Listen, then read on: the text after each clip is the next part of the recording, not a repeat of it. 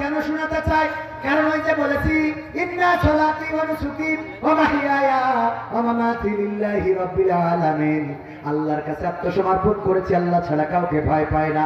আপনারাও কি আল্লাহর কাছে আত্মসমর্পণ করেছেন নাকি? করেছেন?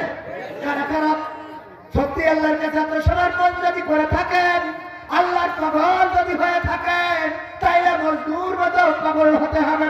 লাইলির দেখার জন্য মজদুর লাইলির গেটের সামনে দাঁড়ানো, লাইলির গেটের সামনে বসেছে, লাইলিকে দেখবে, কিন্তু না লাইলি দেখা করে না। প্রতিদিন এক গিলাস করে দুধ পাঠায় দেয়, নাও আমার মজদুরে খাওয়াও। এটা দেখে বিকেলিটন যে আবার বসেছে যে আমিও খাবো দুধ, আমিও লাইলির মজনু। এরপরে আব্দুর রহিম সাহেব চিন্তা করলো ফিরি যেহেতু দুধ খাওয়াই, তাইলে আমিও যাই লাইলির গেটের সামনে যেয়ে বসি, এক গিলাস করে দুধ বান্না ছড়িয়ে দেবো কেন। উনি যেয়ে বসলো, আমি চিন্তা করলাম আমিও যখন আপনাদের এই হৈবত ঘুরে আসিছি, তাইলে আমিও লাইলির প্রেমের পাগল মজনু সামনে যেয়ে বসলাম, আমার সভাপতিও যেয়ে বসলো। এক এক করে এইভাবে বসতে বসতে লাইলির মজনু 100 ছাড়াই গেল। এখন আর দুধে হয় না, আগে যে দুধ পাঠাতো সেই দুধ খাওয়াতে খাওয়াতে লাইলির বান্ধবীরা বলল, ওগো লাইলি, আর তো আমরা মজনুরে দুধ খাওয়াইতে পারি না, কারণ তোমার মজনু আগে ছিল একজন, এখন হয়েছে 100-এরও বেশি। কয় কি করে 100-এর বেশি হয়ে গেল? আমার মজনু তো হবে একজন, কারণ আমি একজন রেই মন দেব, আর আমার জন্যও একজন।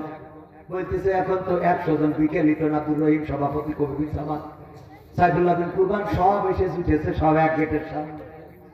বলছে এর মধ্যে আসল মজনুটিরা খুঁজে বের করে দাও। কয় কি করে খুঁজবো? আমাদের তো এত জ্ঞান নাই। কয় যে গিলাসে করে দুধ নিয়ে যাও, আজকে ওই গিলাস নিয়ে যাবা, কিন্তু দুধ নিয়ে যাবা না, খালি নিয়ে যাবা, সাথে একটা ছুরি নিয়ে যাবা। যাওয়ার পরে বলবা লাইলি বলেছে একটা গিলাস রক্ত দেওয়ার জন্য। কি দেওয়ার জন্য? যেই আমার বিকেলিটনের ধরিয়েছে, ধরলি বলতে ঠিক গাল নেই, আমার ফ্যাশন দিছি ঢাকা যশোরে, আমার ওখানে গার্মেন্টসের ব্যবসা, ও দেখবো কখন আর রক্ত দেবো কখন, উঠে দেখা তো। এরপর আব্দুর রহিম ভাই ধরিয়েছে, বলছে আমি চেয়ারম্যানিতে যাবো।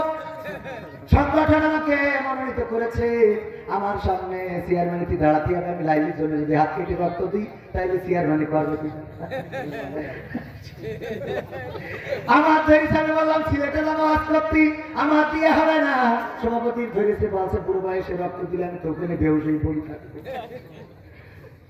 যেটা আসল মজনু সে বসে আছে, যখন গিলাস নিয়ে গেছে ঘেসান করে কেটে গিলাস ধরে দিয়ে বলছে নিয়ে যাও লাইলির কাছে। আসল মজনু পাওয়া গেল না, গেল না। এমন মজনু হতে হবে আল্লাহর মজনু। যখন আল্লাহর জন্য ডাক দেবে, তখন যদি রক্ত চাই রক্ত দেব, যদি মিছিল করতে পারে মিছিল করব, যদি ভোট দিতে পারে ভোট দেব, যদি নোট দিতে পারে নোট দেব না। নোট দেবেন? কারা কারা দেবেন? সত্যি দেবেন? সত্যি দেবেন? সত্যি সত্যি। আর বাম হাত নামান, ডান হাত রাখে, মুখ করেন, মুখ করেন, মুখ।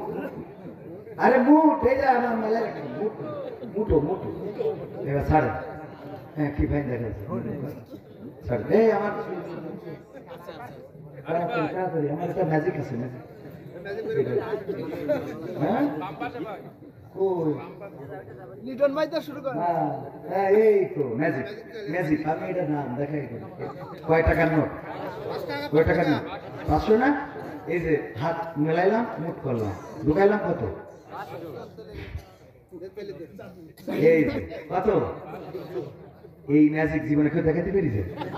কারণ অনেকেই ম্যাজিক এ যদি টাকা ঢুকাইতো তো কাগজ হয়ে যেত, বুঝাইতো না? না হলে 500 টাকার নোট 1000 টাকা হতো, কিছু না কিছু তো। আমি আমার ম্যাজিক করেছি, যে টাকা অত ফু দিল তাই আছে। এই 100 টাকার 500 টাকার ম্যাজিক কেন দেখালা? হাতে করে। হ্যাঁ, এখানে একটা মাদ্রাসা আছে, ওই মাদ্রাসায় মাঝে মাঝে এমন ম্যাজিক দেখানো লাগে। ভাইরা আমার, আল্লাহ বলেছেন ইন্নাল্লাহা আশতারা মিনাল মুমিনিনা আনফুসাহুম ওয়া আমওয়ালাহুম বিআন্না লাহুমুল জান্নাহ। পকেটে হাত ঢোকা আর আমার মতো ম্যাজিক